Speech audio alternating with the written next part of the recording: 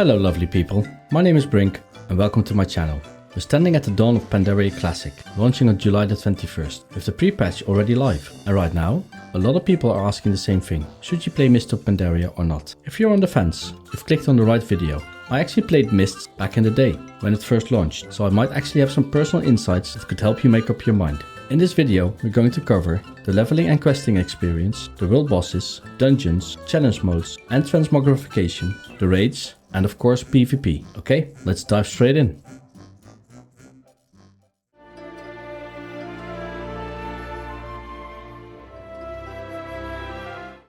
After arriving at Wayward Landing in the Jade Forest, the Alliance begins searching for their wounded and investigating a lost ship carrying the mysterious White Pawn.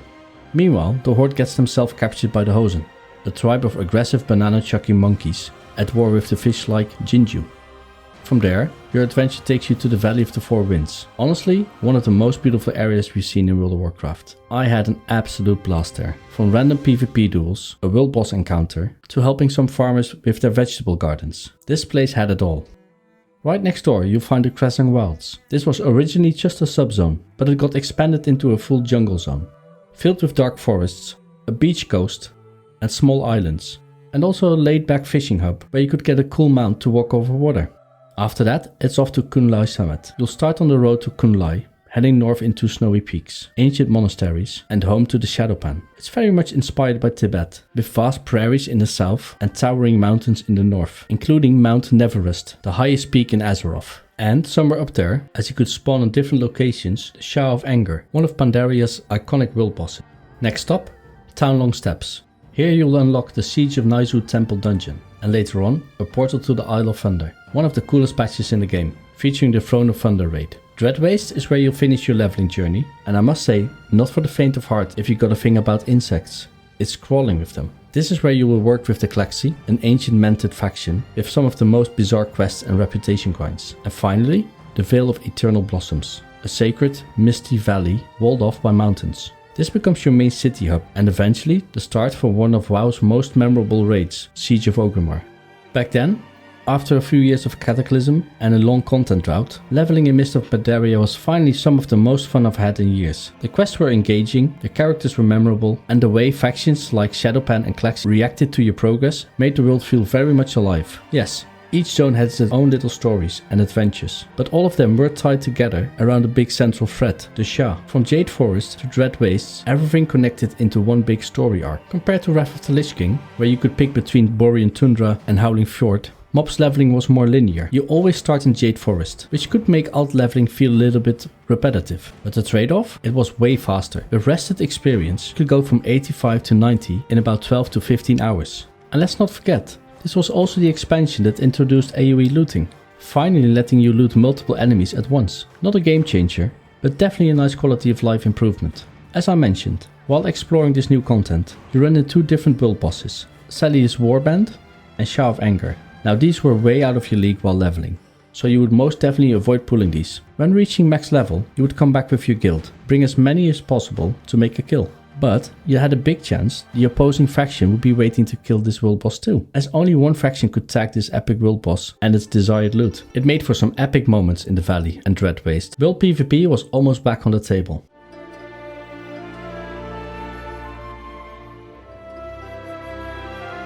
With the launch of Mists of Pandaria, we got introduced with 6 new dungeons on the continent of Pandaria, along with the first time introduction of challenge modes and scenarios. These dungeons mix classic mechanics with a new twist. Some even feature challenge mode variants, where you test your skills in timed runs against the clock. And honestly, Mists delivered some of the most visual, stunning and mechanically fun dungeons we'd seen in World of Warcraft at that time. From the regal halls of Mogu'shan Palace to the insect-infested Siege of Naizu Temple. There's a good variety here. Now with all the normal difficulty dungeons located in Pandaria, Mists also added heroic versions of a few older dungeons over in the Eastern Kingdoms. And whether you love dungeons or dread them, let's be honest, these places are going to be your new home for gearing up and group content. Did you like the MOP dungeons? Drop a comment below and let me know what you think of these Mists of Pandaria dungeons. But what I really want to talk about here is challenge modes. All 9 mob dungeons could be run in challenge mode, a timed, skill-based dungeon format designed to, you guessed it, actually challenge you. And it did so in a few clever ways. Your gear was scaled down to item level 463, so you couldn't just outgear the content. You couldn't always skip trash mobs, since you often needed to kill a minimum numbers of enemies to complete the dungeon. And mobs hit a lot harder, with trickier pulls and coordination needed.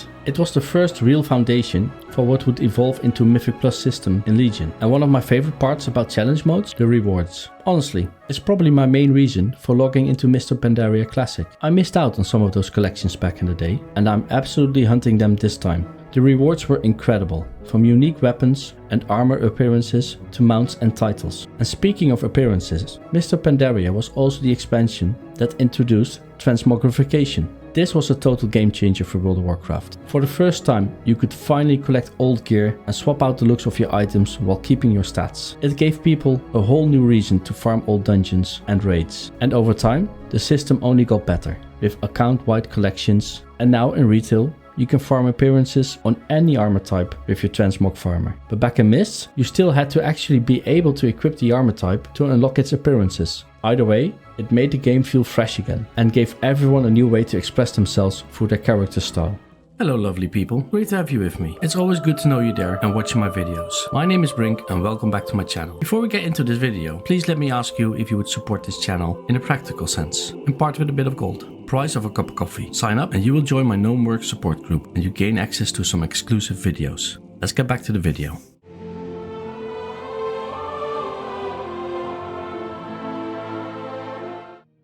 Let's talk about the raids in Mist and Pandaria. Back then, we didn't have Mythic raiding yet. It was just looking for raid, normal and heroic. But trust me, these raids were absolutely gems. First up, we had Mogu'shan Vaults. This was the first raid you'd access when starting your mob adventure. And here's a fun little gimmick. You actually needed to unlock flying to reach the entrance, which I thought was a great little touch by Blizzard. The raid itself had 6 bosses, and it was spectacular. From sacred chambers to deadly traps, the encounters were well designed and memorable. Some of my fondest WoW moments happened in this place. Then came Heart of Fear. Now this one was a little less popular. Not everyone loved the Mented and Klaxi theme, but if you could look past the creepy bug aesthetics, this raid delivered some epic boss mechanics. It also had 6 bosses, with the final fight against Grand Empress Shexir, the main villain behind the Dreadwaste storyline. Without spoiling anything, let's just say fighting her was a blast. Next up, Terrace of the Endless Spring. This was a shorter 4-boss raid, but still packed a punch. It's actually the birthplace of one of our guild's favorite memes. Anytime a boss took too long to kill, someone would shout, "That took too long," named after the raid's second boss, a massive onyx cloud serpent. I'm 100% certain this meme didn't just exist in our guild and was echoed in many other places. And the final boss here, Shah of Fear, one of the 7 Prime Shah. And wow, what a fight. Just thinking about it makes me want to dive back in. Moving on, in patch 5.2, we got the legendary Throne of Thunder, the return of Emperor Lei Xin, the Thunder King, who came back to wreak havoc on Pandaria. This raid was packed with unforgettable encounters, like Tortos and of course Lei Xin himself. I remember downing Lei Xin for the first time and thinking, this might be one of the best fights I've ever done in World of Warcraft. It was just that good. And finally, the grand final of Mr. Pandaria, Siege of Orgrimmar. This was the first raid to introduce mythic difficulty with a fixed 20-man roster, and also the flexible raid system, which allowed groups between 10 and 30 players for LFR, normal and heroic. It was a big shift for the raiding scene. Siege of Orgrimmar had 14 bosses and was split into 2 major stages. The first half focused on the aftermath of the Shah's corruption in the Vale of Eternal Blossom, thanks to none other than Garrosh Hellscream. The second half took us to Durotar, where the Darkspear Rebellion and the Alliance army made their final push to Orgrimmar itself. Now, while many of these bosses were great, one in particular became our guild's nemesis, Melkorok. This guy was brutal. He was known as the guild killer. We wiped on him for at least 160 times on Mythic. After finally downing him, his name became legendary in our guild, and people talked about that fight for years. So yeah, you can probably tell, I'm excited to experience these raids again, in their original form. I'll probably be looking for a guild that plans to run them, because I'm sure plenty of groups are going to want to relive that past glory.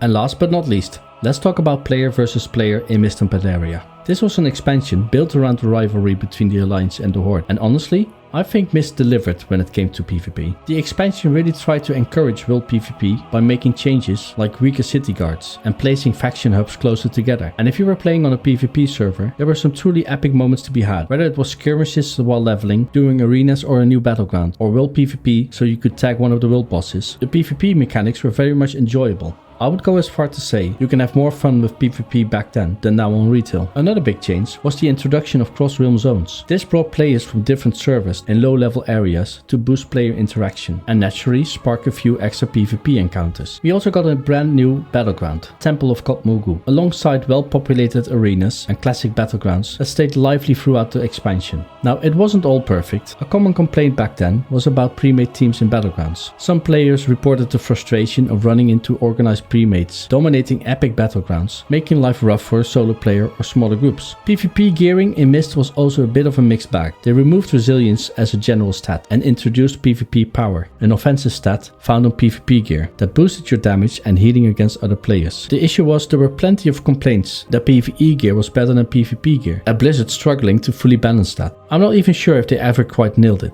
That said, take everything I say about PvP with a grain of salt. I've always been more of a PvE player myself, but I'd love to hear your take on it. So drop your thoughts and memories in the comments below. Did you play during Mr. Pandaria? Did you love the Pandaren? Or did you fall in with the people who weren't so fond of the fluffy characters back then? And most importantly, are you planning to jump into Mr. Pandaria Classic this time around? I read every comment you leave and love to hear your stories. And hey, if you spot a panda from the opposite faction out on the battlefield, give them a wave. It might just be me. Thanks for watching, Brinks out.